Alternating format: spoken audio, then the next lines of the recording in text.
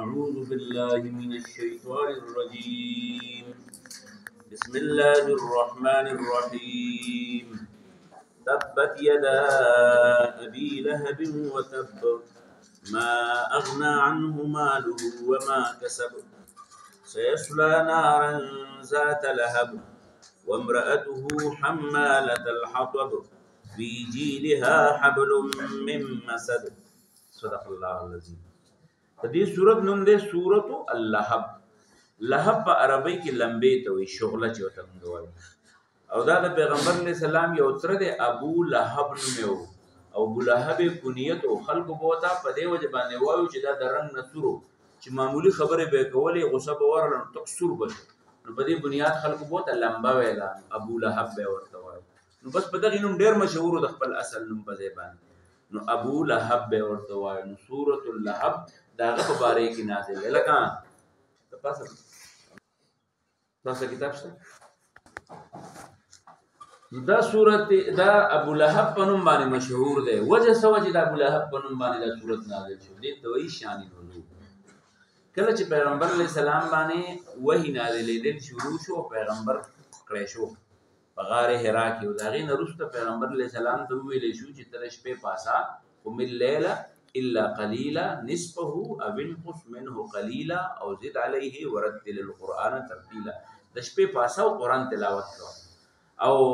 قم فانذر وربك فكبر، پاسه د خپل رب بڑائی بیان کا. اقرا بسم ربک، د خپل رب نوم والا. او بیا په بل صورت کې ورته وی فکبر، د خپل رب د بڑائی بیان کا. او بیا په بل کې ورته وی فانذر،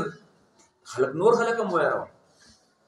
نو الله تعالی ورته وی انذر عشیرتک الاقربین، چې کوم ستا نږدې رشتہ دار دی هغه وایره. نو د نږدې رشتہ دارانو سره پیغمبر علیه السلام خبره وکړه. بیا لږ ورځې بعد ورته وی فاصدع بما تؤمر، چې څه حکم درته کېږي دا اوس ټولو خلکو ته بیان. نو پیغمبر علیه السلام د عربو د رواج مطابق دا غځې رواج دا و چې کله به چا داسې نوې خبره کوله، د خطرې خبره به یې کوله یا به جواب وایو، نو سپانو مې یو ځای و، هغه مخکې ډیره کوي، اوس هوار ځای دی، هغې ته به بره وخته او هلته به یې اواز وکړو یا صباحا یا صباحا یا لکه یا خلکه. نو خلک به راغونډ شي. چې خلک به راغونډ شي نو بیا به یې ورته خپله خبره وکړي. نو پیغمبر علیه السلام هغه ځای ته وختو او خلک یې راغونډ کړل. نو کلي ټول خلک راغلل. نو خلکو ورته ویل څه چل دی؟ نو ده ورته تقریر شروع. خلکو ته ویل لکه ما چېرته دروغ ویلي، خلکو ورته ویل نه. ویل چېرته مې دوکه کړې ده، ویل نه. ویل چېرته مې د سره ظلم په چا کړی، خلکو ورته ویل نه. ویل که زه درته ووایم چې د دې غر نه اخوا یو بلا را روانه ده او په دې کلي باندې حمله کوي، دشمن را روان دی، تاسو یې منئ؟ خلکو ویل ولې نه منو؟ ته چېرته ما جربنا کذبا، موږ په تا چېرته د دروغو تجربه نه ده کړې، ته دروغ نه وی. نو هغه ورته ویل ښه واورئ، دا موږ او تاسو چې کوم کار کوو، د بوتانو سرپرستي کوو، د بوتانو عبادت کوو، دا اصل کې زمون الله چې دی هغه دی چې موږ ټول پیدا کړي یو. دا د الله زمون شریکان کړي او د الله شریکان نشته، لهذا د دې نه راوړی د یو الله د توحید عقیده خپله کوي. نو دا خبرې په خلکو بدې ولګي. نو که په نورو خلکو بدې ولګي خیر دی، خو چې د خپل کور سړی درته پاس تاسو به کتلي په کلي کې یو سړی ملک وي، ډېر ښه تکړه سړی، خلک تیارېږي، خو چې کله خپل زوی ورته راپاسي په جومات کې، خپل نوسی راپاسي، نو بس د دې سړي ملا ماته شي، بیا په جومات کې هېچا ته غږ نه شي کولی. یا خپله ښځه چې کوم دی نو هغه یا چېرته بل طرف ته لاړه شي، یا چېرته خپله ښځه دې مروره شي، د پلار کره لاړه شي، نو بیا هغه سړی د چا په مخ کې دغه نه شي غړولی، دا سترګې نه شي غړولی، چا ته خبره نه شي کولی، حوصله یې ماته شي. نو رسول الله صلی الله علیه وسلم چې کله خبره وکړه، د رسول الله صلی الله علیه وسلم فکر دا و چې دا خو زما ترونه دي، زما ورونه دي، زما د کلي خلک دی، چې زه ورته ووایم اوس ګوره ما ته یې ووایي چې ته دروغ نه وایې، موږ په تا باندې ما جربناک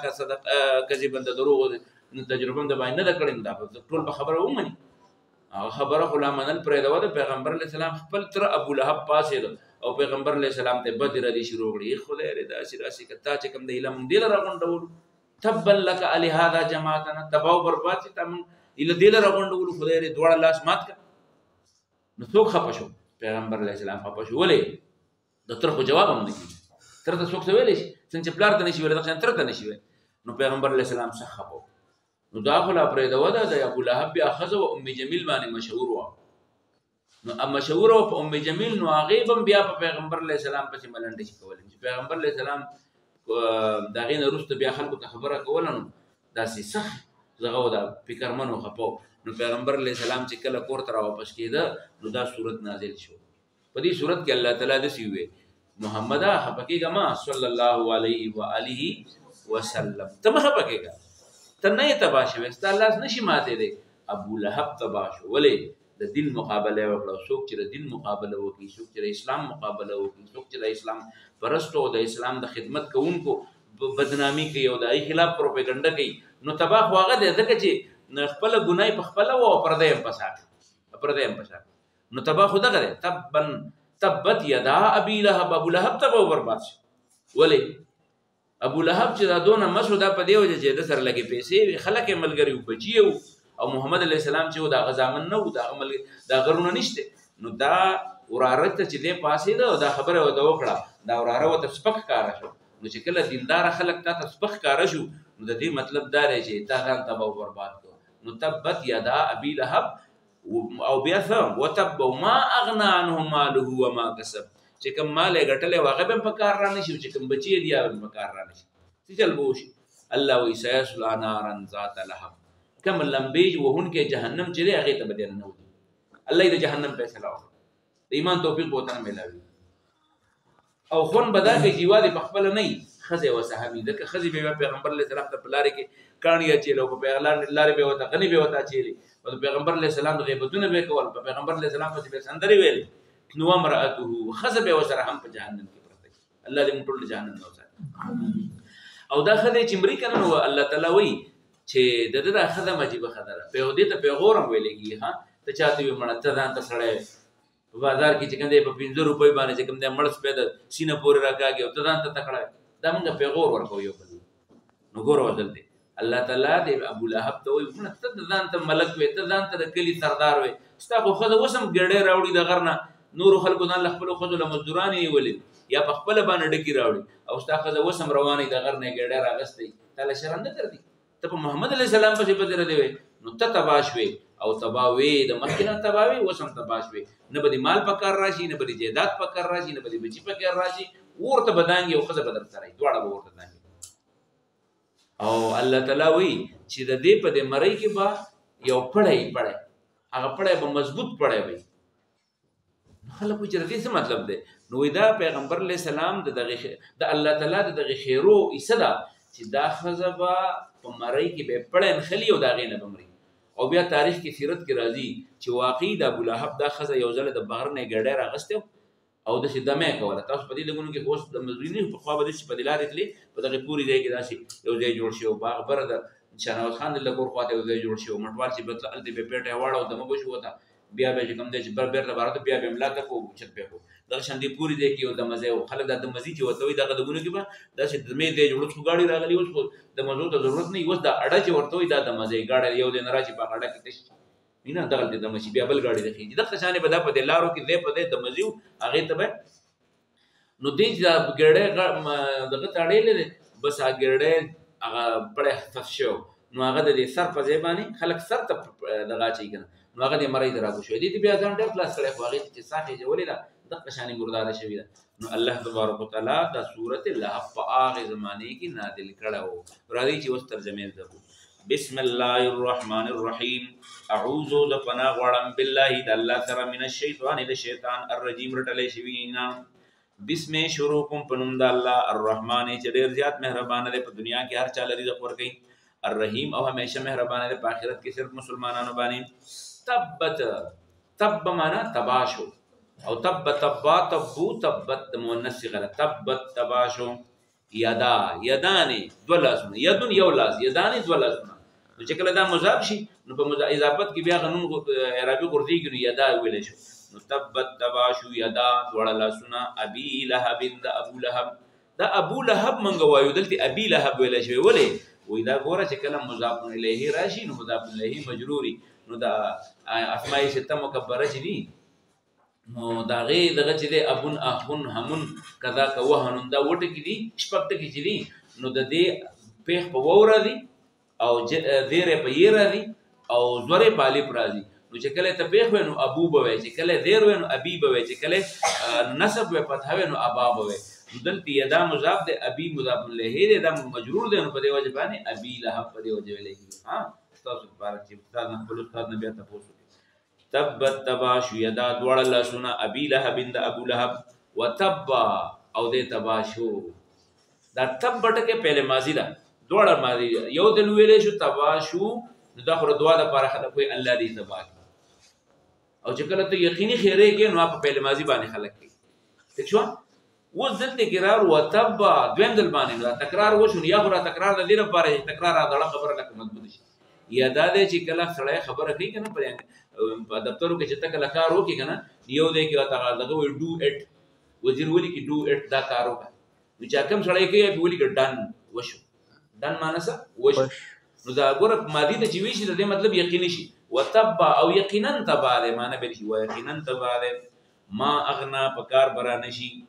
ما اغنا لری نکړي یعنی پکار ران عنه د مال هو د مال د مال بر د پکار را نشي و ما او هغه څه کسب چې د ګټلې دي ان د بچي یا مال چې نور په جیداد دی هغه پکار را نشي ما اغنا پکار ران عنه د مال هو د مال و ما کسب چې د ګټلې دي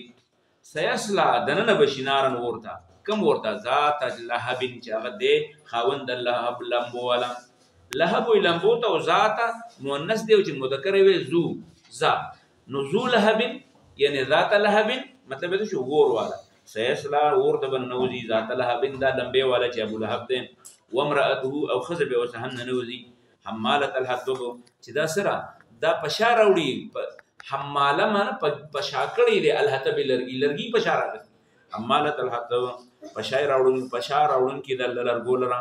یا خدا چې لرګړې په پشار راوړي یا دا چې دا به کم ګړې راوړون باندې خلک وای دا به د غنو ګړې راوړو پیغمبر علی السلام ته په لار کې اچول د غنو ګړې خدونه نه مضبوطیږي نو غنو ګړې راغسته او بس هغه تسس شو چې تسس شو مری ته ونه خطر نو فیجی دی هداغه په دې غړای کې دی نه د دې دنواله دیتا چاپیر دیتا غړای ورته جید ورته نو پیجی دی هدا دې غړای ته ور لګي حبل یا ورسی من مسد مضبوطه غختلې شوی مضبوطه غختلې شوی پړې بر دې مری ته اړمیږي او بنشلېږي چې نشلېږي نو دا بس کېږي دا زندگیږي با تبت تباشو یدا دوړ لاسونه ابي لهب د ابو لهب وتب شو تبا ما اغنا فکار ران عنه د مالو د مال و ما کسبو چې د غټلې دي سيسلان نوزي بنارن ورته ذات لهب چې هغه لمبو ولا ور دي وامراته خذب وسرهمي حماله الحطب چې هغه پشاکون کې د لرګو وګراوډون کې د لرګو پیجی دی ها مریت بن خلی حب دنیا ورسې مم مسد مضبوط او دلې شوی اوس موږ لا پکې دار چې د دین موږ څه سبق ملاو جوړ دی صورت خو ترجمه یاد کړه ور دین ځان له سبق اغستل پکار دي سبق څه موږ ته ملاو قابل عمل د علم او د عمل لپاره موږ له څه پکار دي یو خبره د علم لپاره ده چې ګورا چې کوم خلق د پیغمبر دشمنی کوي لکه چې کوم خلق د پیغمبر دشمنی او د پیغمبر سره هغه خلق چې کوم خلق د پیغمبر په لار روان دي په دې زمانه کې تاسو ګورئ اهل علم خلک د دین د غلبې لپاره د اقامت دین لپاره چې جهاد کوونکي خلک هغه روان دي په لار باندې خواري کوي او تر هغه خلاف ورزي کوي هغه دغه بیزتی کوي نو د الله د رسول چې کوم دشمنان دي نو په دنیا او آخرت کې باغ په دوړو جهنم به تباہ برباد کیږي په دنیا کې بر ذلیل کیږي او په آخرت کې به جهنم عذاب درسي الله دې موږ ټول سره یو خبره دویمه خبره ده چې کوم خلق ایمان والدي نو داغي نیک اعمال به د الله په لار کې چې کوم ورکړي اب په دې دنیا کې هم پکار را دي په آخرت کې هم پکار را دي په دنیا کې څنګه پکار را دي نن د غریبي متمالدار ته مال زکات راکړي سبال ته غریبي زمالدار نه بیا تعالی درکم دته په دنیا کې ملو او د دې تعالی چې درم کم بیرته نو بیرته په قیامت کې به الله تعالی د دې بدله لښندا وسوچندا ولکه چندا به الله تعالی الوم درکیندا اهل ایمان چې کوم مال د الله په لار کې لګي په دنیا سره د آخرت سره په دنیا کې مول الله تعالی بیرته بدله ورکړي دغه خو ما اغنا عنه ماله و ما کسب په کار رانل په دنیا کې په آخرت کې خبر راځي په دنیا کې په کار رانل د ابو لهب درېمه خبر نه دا معلومه شو چې کوم خلک د انبیانو توهین کوي د پیغمبرانو توهین کوي د اهل علم توهین کوي نو ګوره داغي د پاره سره داغي د پاره د جهنم عذاب دی بعض خلک علما دي ته وی چې په جماعت کې ایمان دا عالم دی او اصل کې اهل علم هغه خلکو ته وی چې تاسو د دیندارۍ خبره کوي دین زکړای لګي اړیر زکړای نو ته عالم دی عالم دی ګوره بعض خلک عالم بالمانزي د مانزه علم ورته بعضو تر زکات علم وي بعضو تر کتابونو د بخاری او د مسلم علم وي نو څومره چې سړی په علم کې پخېږي نو امر بیا غټ عالم دی جوړي نو د علم سره عملوم دی نو چې کوم خلک د انبیاو توهین کوي د انبیاو د ورثاو توهین کوي نو د هغې لپاره ګوره جهنم عذاب دی الله دې موږ ټولو ساتي نو د دې نه به ځان ساتو که پرد که زمونږ د چا عالم سره نالګي وه د چا داسې نیک دیندار خلکو سره مو نالګي وه اکثر په دې وخت کې د پاټو دا دشمنیانې د یو بل سره نو ټیک ده چې زما به د یوې پارټۍ سره نه لګي د یو مذهب سره به مې نه لګي د یو مسلک سره به مې نه لګي خو د هغې د بېعزتۍ سوچ به ځکه نه کومه چې خو د دین نوم مالي خو د دین په نوم باندې کار کوي خو د دین د غلبې لپاره خواري کوي نو چې د اقامت دین دپاره لګیا دی خواري کوي او ته د هغې بېعزته کول کوي نو ته به څه کېږي نو الله تبارک وتعالی په دې سبق کې مونږ ته دا وویل چې سیصلا نارا ذات لهب هغه ورته به سړی نه وځي کوم چې لمبو والا دی نو الله دې موږ وساتي د دې پروپیګنډو نه به خیال ځان ساتو او څلورمه خبره ده چې کومو خلکو دین اسلام قبول نه کړو